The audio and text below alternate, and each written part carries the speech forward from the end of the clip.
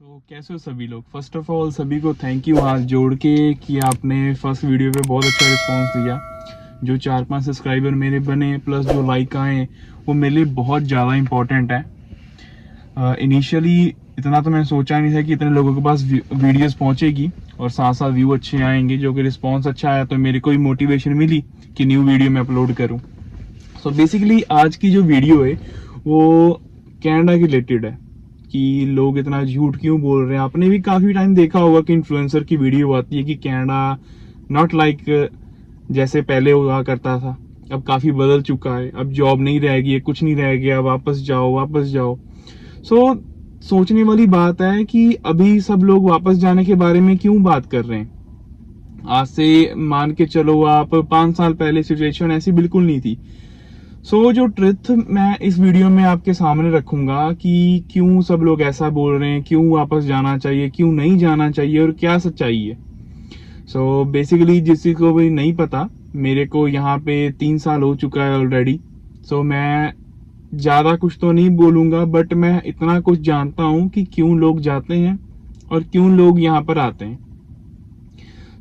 जैसे आप सबको पता है कि यहाँ आने का सबसे मेन रीज़न यही होता है कि हमारी कंट्री से यहाँ पे अपॉर्चुनिटी ज़्यादा है। तो वो बात सच भी है, यहाँ पे अपॉर्चुनिटी ज़्यादा है, पैसा ज़्यादा है और दूसरी बात यही कंपटीशन कम है। अब जैसे मैं कनाडा आया आज से 3 साल पहले, मुझे ये बिलीव था कि मैं वहाँ पे नहीं कर सकता क्योंकि वहाँ पे मेरे से भी ज़्यादा इंटेलिजेंट, मेरे से भी अच्छे लोग वहाँ पे बैठे हुए हैं ऑलरेडी, जो कि ऑलरेडी उस चीज़ की प्रिपरेशन कर रहे हैं। तो मुझको पता है कि इनडायरेक्टली मैं नहीं कर पाऊंगा, तो इसलिए मैंने वो कंट्री लीव करके दूसरी कंट्री में आ गया। यहाँ पे आने का मेन मोटिव मेरा यही था कि मैं पैसा कमाऊं, अच्छी लाइफ जीऊं और अपने एज अ पर्सन अपनी लाइफ में ग्रो हूं। तो बेसिकली बात ये चल रही है कि अब जब इंसान को यहाँ पे आके थोड़ा टाइम हो जाता है, जॉब मिल जाती है, तो बात आती है पीआर पे। तो पीआर जिसको नहीं मिलती उसको जाना ही पड़ता है, और जिसको पीआर मिल जाती है वो यहाँ पे भी रहता है, वहां पे भी रहता है, उसकी जिंदगी बहुत अच्छी हो जाती है। अब आज से काफी टाइम पहले जो पीआर की सिचुएशन थी वो ऐसी नहीं थी जो कि अभी चल रही है, बट अभी भी काफी ज्यादा कुछ है कनाडा के अंदर जो कि पहले से भी काफी अच्छा हो चुका है। फॉर एग्जाम्पल आज से जैसे कि कुछ अंकल मेरे को जानते हैं यहाँ पे जो कि 90s में आए हुए हैं। तो 90s में पीआर का तो कुछ भी नहीं होता था, आज से भी बहुत मुश्किल होती थी पीआर का, मतलब जो इंसान अगर पीआर लगानी चाहता है कनाडा के अंदर, आज से बहुत ही ज्यादा मुश्किल हुआ करती थी।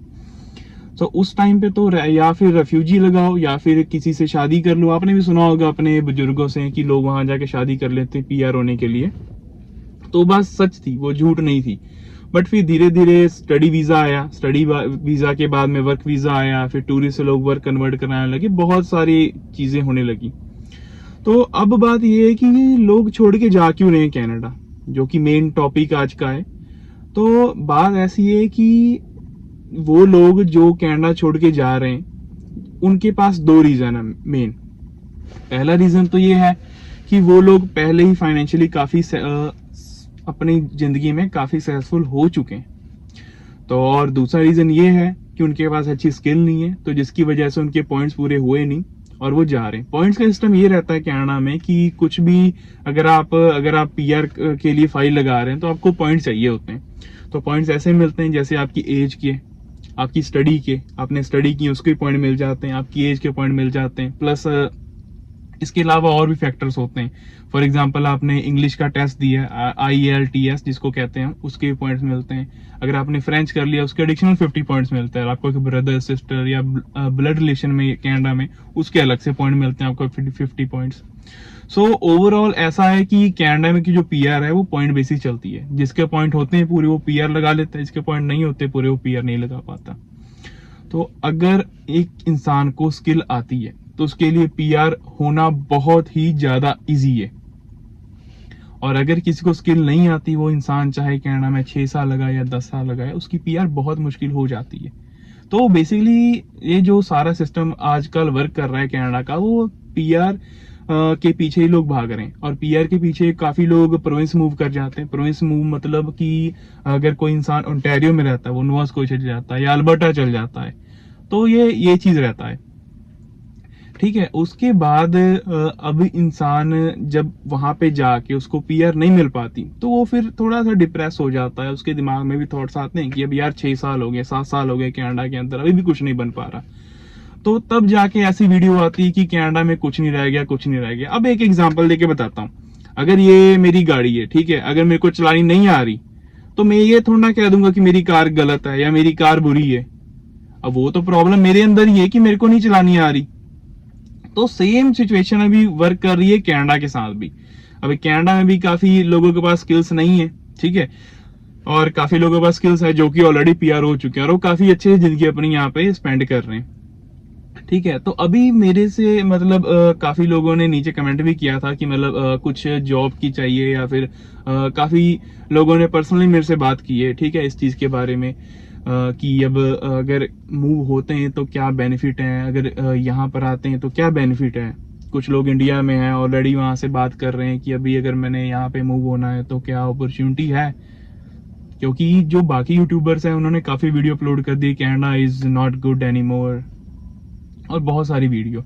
बट प्रॉब्लम ये है कि वो प्रॉपर आपको गाइड नहीं कर पा रहे। मेरे वीडियो बनाने का यही मोटिव है कि चाहे मेरे 4 सब्सक्राइबर है, 5 सब्सक्राइबर है, मैं उनको अच्छे से गाइड कर सकूं, अच्छे से बता सकूं कि क्या चल रहा है कनाडा में।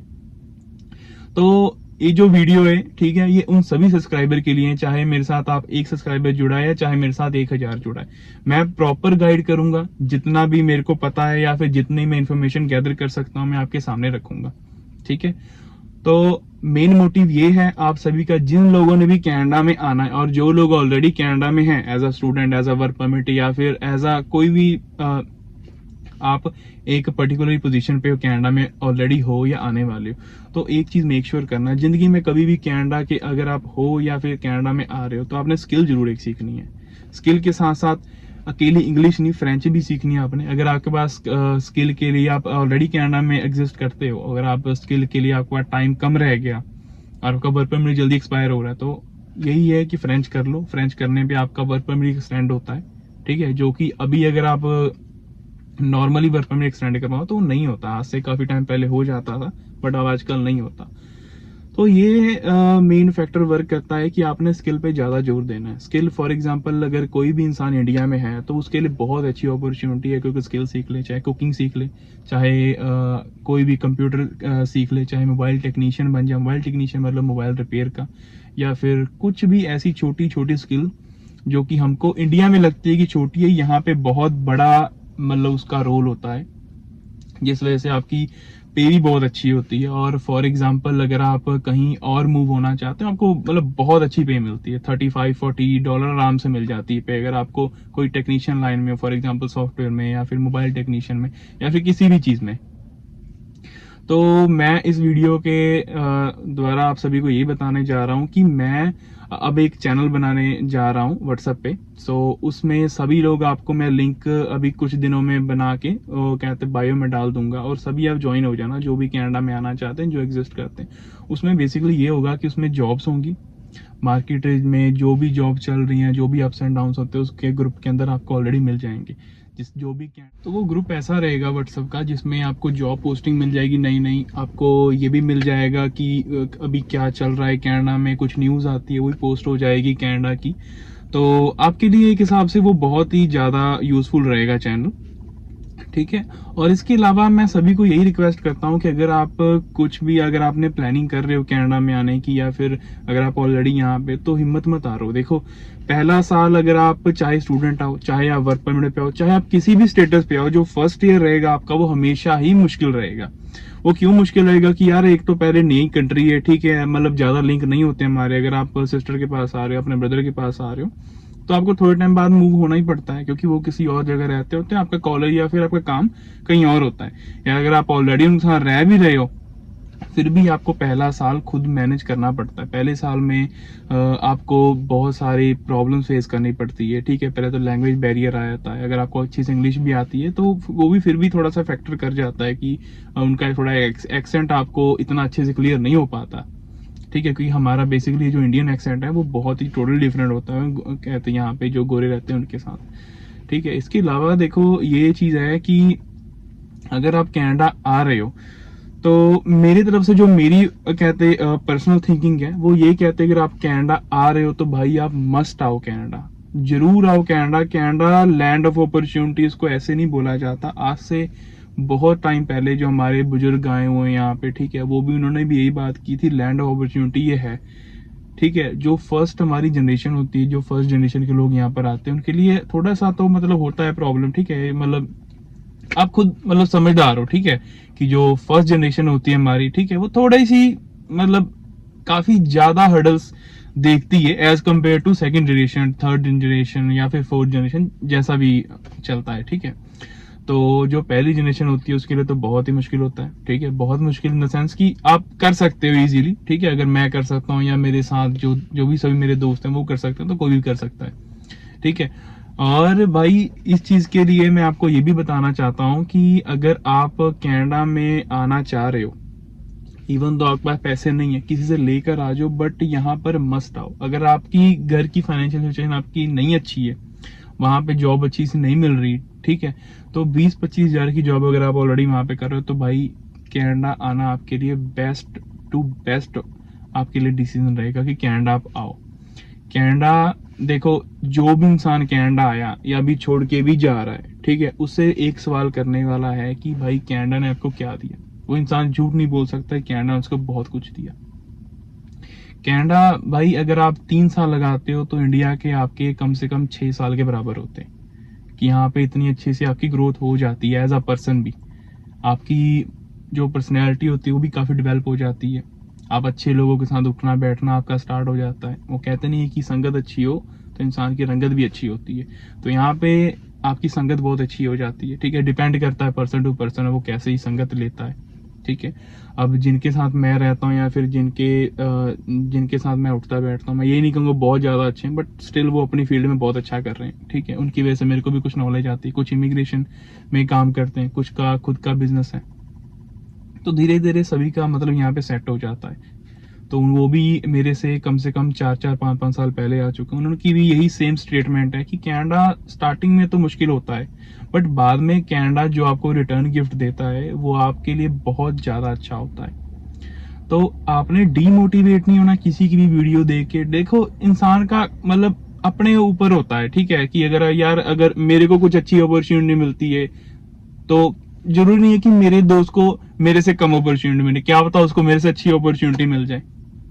तो ये डिपेंड करता है पर्सन टू पर्सन कि आपको कनाडा कैसा दिखा, आपको कनाडा कैसा फेस हो रहा है। और ये इंसान पे भी मैटर करता है कि कनाडा में अगर आपको ऊपर कोई प्रॉब्लम आती है, ठीक है, तो आप उसको कैसे डील कर रहे हो, ठीक है। तो किसी की भी भाई वीडियो या फिर आप किसी की भी कोई भी पोस्टिंग आती है तो उसको देख के आपने ये नहीं हमेशा जज कर लेना कि बहुत ज्यादा ही खराब चल रहा है यहाँ पे काम। भाई इतना भी खराब नहीं है। देखो अगर आप कुछ स्किल सीख के आ रहे हो तो अगर देखो जितने ही मेरे फ्रेंड्स हैं, ठीक है, उनके हिसाब से जो भी बंदे स्किल लेकर आ रहे हैं, ठीक है, कुछ को मेरे मतलब रिलेटिव ही हैं जो स्किल लेकर आए हैं, उनको within a week job मिली है, विद इन अ वीक। और वो इंसान बहुत अच्छे मतलब पैसे आराम से बना रहे हैं, ठीक है, अपनी फील्ड में। एक तो मतलब मेरे खुद के ही रिलेटिव हैं जिनको मतलब लैपटॉप रिपेयर करने का काम आता है, तो they are running good, right. So इसके अलावा भी काफ़ी स्किल हो जाती हैं। कुछ कारपेंटर का काम सीख कर आते हैं। भाई देखो कनाडा में कोई भी जॉब छोटी या बड़ी नहीं होती, ठीक है। अगर आप कुछ भी छोटी भी जॉब करके आ रहे हो, देखो छोटी जॉब तो होती नहीं, ठीक है, अगर आप कोई भी स्किल ढूंढ कर आ रहे हो, ठीक है, फॉर एग्जांपल कारपेंटर है, कंस्ट्रक्शन है, ठीक है, कोई भी चीज़ है, ठीक है, उसमें भाई यहाँ पे पैसे बहुत ज्यादा है। और फॉर एग्जांपल मैं एक मेन टॉपिक छेड़ने जा रहा हूँ वहाँ पे कंस्ट्रक्शन का काम हमारे इंडिया में थोड़ा सा कम मतलब कहते हैं कि हाँ भी यार ये काम अच्छा नहीं है, बट यहाँ पे कंस्ट्रक्शन का ये हिसाब है। अगर आपने वीडियो वगैरह या फिर न्यूज़ वगैरह देखी होगी कनाडा की, जो लोग आउट ऑफ स्टेटस हो चुके हैं, कंस्ट्रक्शन एक ऐसा फील्ड है जो लोग आउट ऑफ स्टेटस हो चुके हैं उनको दोबारा स्टेटस में लेकर आया है कंस्ट्रक्शन, ठीक है। कंस्ट्रक्शन में भाई पैसा बहुत ज़्यादा है, बहुत ही ज़्यादा, ठीक है। बट ये है कि थोड़े से होते हैं कुछ लोग मतलब देसी होते हैं जिनके पास मतलब काम करने का फायदा नहीं होता, कैश पे काम दे देते हैं कई बार। तो ये डिपेंड करता है अपने पे, ठीक है। बट भाई इस वीडियो के द्वारा मैं आपको यही बताना चाहता हूँ कि कनाडा भाई अभी भी बहुत ज़्यादा अच्छा है, लैंड ऑफ अपॉर्चुनिटी उसको पहले भी कहते थे अभी भी कहते हैं, ठीक है। किसी की वीडियो देख के जल्दी इन्फ्लुएंस नहीं हो जाना कि कनाडा बहुत बुरा है, मैं कनाडा नहीं जाऊंगा। भाई अगर आप देखोगे तो हर जगह बुराई है, ठीक है। बहुत ज़्यादा अमीर देश, अमेरिका की बात करता हूँ, अमेरिका में क्राइम कितना है, वहाँ पे कभी किसी को गोली मार देते हैं, कुछ नहीं पता लगता। कनाडा को हमेशा नोबल कंट्री इसीलिए बोला गया है कि यहाँ पे अपॉर्चुनिटी बहुत ज़्यादा है, यहाँ पे काम भी बहुत ज़्यादा है, और यहाँ पे अगर आप आते हो तो आपके लिए बहुत अच्छा, कहते हैं, डोर्स ओपन हो जाते हैं, ठीक है। सो जिस किसी को भी नई वीडियो चाहिए, ठीक है, किस टॉपिक पे चाहिए, वो कमेंट सेक्शन में जरूर कमेंट करें, ठीक है। आपके एक एक कमेंट मेरे लिए बहुत ज़्यादा इंपॉर्टेंट है। मुझे पता है चैनल मेरा नया है, बट नॉलेज मेरे पास है, और मुझे पता है कि मैं चैनल को ग्रो कर जाऊंगा, ठीक है। और चैनल ग्रो आप सबकी सपोर्ट से करूंगा, ठीक है। जिस किसी को भी कुछ भी पूछना है, कुछ भी कनाडा के रिलेटेड, कैसे आइल्स करनी है, कुछ भी क्या करना है, वो सब आप मेरे से पूछ सकते हो, मैं आपको जरूर रिप्लाई करूंगा, ठीक है। और साथ ही साथ हम इस चैनल को ग्रो करेंगे, और इतना ग्रो करेंगे कि जो भी इंसान यहाँ पर आ रहा है और जिस किसी को भी कोई भी अच्छी और सटीक इंफॉर्मेशन चाहिए, वो इस चैनल के द्वारा वो आराम से ग्रैब कर ले, ठीक है। तो मिलते हैं अब हम किसी नई वीडियो के साथ, किसी नए टॉपिक के साथ।